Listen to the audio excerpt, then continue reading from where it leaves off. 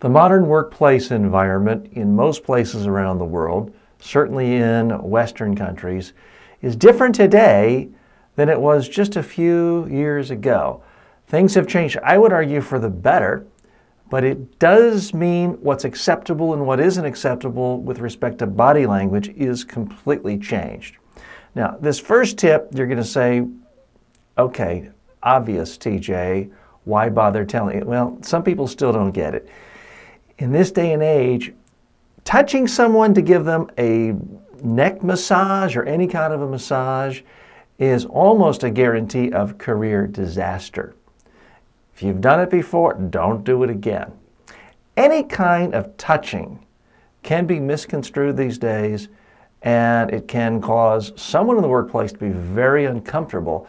So my rule of thumb would be for anyone, especially a manager, don't touch any of your employees in the workplace. If someone has just had a family member die and they go up to hug you, obviously it's going to be okay to hug them back.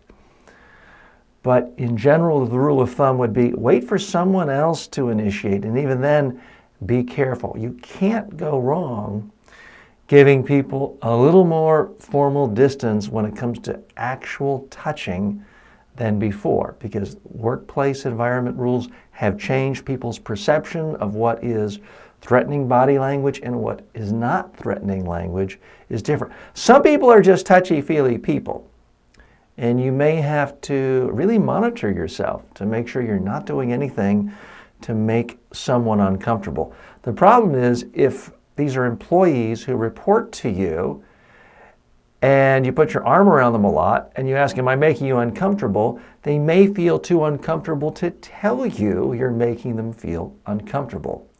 So please keep that in mind. The less touching, the better, regardless of the norms of your workplace or what country you're in.